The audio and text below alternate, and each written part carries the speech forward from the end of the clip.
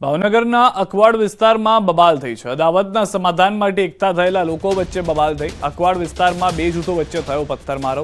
હથિયારો સાથે પથ્થર અને ઈંટોના ઘા કર્યા। મારામારીની ઘટના સીસીટીવીમાં કેદ થઈ। ઘટનામાં 8 જેટલા લોકોને ઈજા થતા હોસ્પિટલ ખસેડાયા। ઉત્તરાયણના દિવસે થયેલી માથાકૂટના સમાધાન માટે એકઠા થયા હતા લોકો। ઘટનાને લઈ પોલીસે વધુ તપાસ હાથ ધરી। તો દ્રશ્યો પણ આપ જોઈ રહ્યા છો, પથ્થરના ઘા કરવામાં આવી રહ્યા છે, જાણે બે જૂથ સામસામે આવી ગયા હોય તેવા દ્રશ્યો પણ જોવા મળી રહ્યા છે। અકવાડ વિસ્તારની આ ઘટના હોવાની હાલમાં પ્રાથમિક જાણકારી મળી રહી છે। સમગ્ર ઘટના સીસીટીવીની અંદર કેદ થયેલી પણ સ્પષ્ટ નજરે પડી રહી છે। આ તરફ ભાવનગરમાં કુંભારવાડામાં તોફાની તત્વોનો આતંક। ઘરમાં પ્રવેશીને તોડફોડ કરી 15 થી 20 લોકોનું ટોળું ઘરમાં ઘૂસી ગયું। પતંગ બાબતે ગઈકાલે સાંજે બની હતી ઘટના।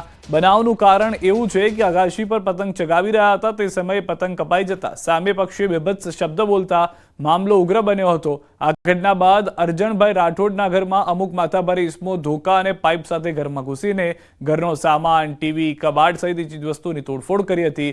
હાલ આ મામલે ડી ડિવિઝન પોલીસ દ્વારા વધુ તપાસ હાથ ધરવામાં આવી છે। રાજકોટમાં અસામાજિક તત્વોનો આતંક। અજાણ્યા તત્વોએ પેટ્રોલ બોમ્બ ફેંક્યા। યુનિવર્સિટી રોડ પર નકળંગ ટી સ્ટોલની ઘટના છે। મોડી રાત્રે ગ્રાહકો હાજર ન હોવાથી દુર્ઘટના ટળી છે। દુકાનીધારીઓ દ્વારા પેટ્રોલ બોમ્બ ફેંકવામાં આવ્યો હતો। સમગ્ર ઘટના સીસીટીવીમાં જોવા મળી રહી છે। યુનિવર્સિટી પોલીસ સ્ટેશન 4માં વ્યક્તિઓ વિરુદ્ધ ફરિયાદ નોંધાઈ છે। જયદેવ રામાવત, ચિરાગ બાવાજી અને અજાણ્યા બે વ્યક્તિ વિરુદ્ધ નોંધાઈ છે ફરિયાદ। પાનની દુકાનમાં 100 રૂપિયા આપવા બાબતે થઈ હતી માથાકૂટ। ટી સ્ટોલ સંચાલક જિલ્લાભાઈ ભરવાડે માથાકૂટ કરવાની ના પાડતા આરોપીઓએ જ્વલનશીલ પદાર્થ ભરેલ બોટલ ફેંકી દહેશત ફેલાવવાનો કર્યો હતો પ્રયાસ। એ લોકો પીધેલી હાલતમાં એટલા હતા કે એને કોઈ ખબર નહોતી, ભાનમાં નહોતા કે બસ અમારે પૈસા પાછા નહીં લેવા, તમને લોકોને મારવા હે, છરીઓના ગોદા મારી દેવા હે। આવા તો મારવાની ગણતરીમાં આવેલા। પછી અહીંથી જતા રહ્યા એ લોકો। પછી પરત પાછા આવેલા। પેટ્રોલના શીશામાં પેટ્રોલ નાખીને બોમ્બ બનાવીને ઘા કરેલા।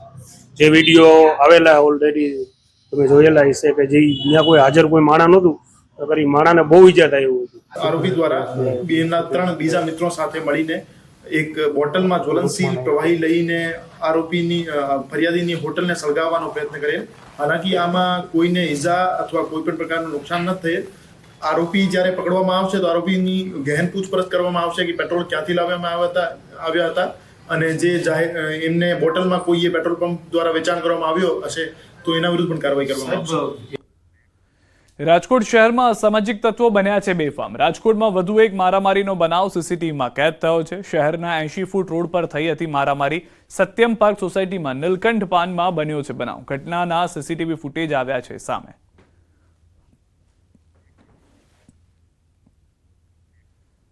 રક્ષક જ બન્યા છે ભક્ષક। હાલમાં તેવા કિસ્સા જોવા મળી રહ્યા છે। ત્યારે વધુ એક કિસ્સો પોલીસ સ્ટેશનમાં ફરિયાદીને માર માર્યાનો આરોપ।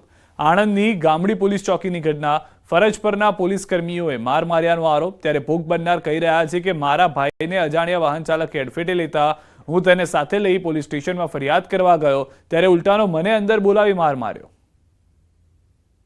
મારા ભાઈને ટેમ્પી વાળાએ પાડી દીધો તો હું એ ટેમ્પી વાળાને અંદર લઈને જતો તો મેં કીધું સાહેબ મારી એફઆઈઆર, આ ભાઈએ મારા ભાઈને પાડી દીધો, એફઆઈઆર લખો। મને કે અંદર આવો અશોકભાઈ તમારી એફઆઈઆર લખો। મને અંદર લઈ જાય ને બહુ માર્યો સાહેબ। કોણ માર્યું? એ 3-4 જણા પોલીસ વાળા હતા અંદર, નામ નહીં ઓળખતો હું। મને મારવા જ માંડી ગયા પણ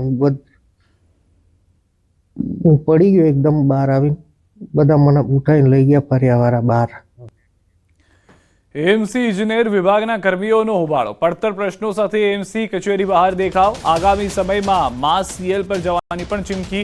એએમસી બિલ્ડિંગ ખાતે સરદાર પટેલની પ્રતિમા પર પુષ્પાંજલિ અર્પણ કરી। અમદાવાદના બોપલ વિસ્તારમાં જ્વેલર્સમાં થયેલ લૂંટ કેસમાં પોલીસે 4 આરોપીની ધરપકડ કરી લીધી છે। આરોપીઓને પકડવા 10 થી વધુ ટીમો કામે લાગી હતી। પોલીસે આરોપીઓને યુપીથી સકંજામાં લીધા। મુખ્ય આરોપીએ 5 જ્વેલર્સમાં રેકી કરી હતી પરંતુ કનકપુરા જ્વેલર્સથી ભાગવામાં આસાની રહેશે જે હેતુથી ત્યાં પ્લાન બનાવ્યો હતો।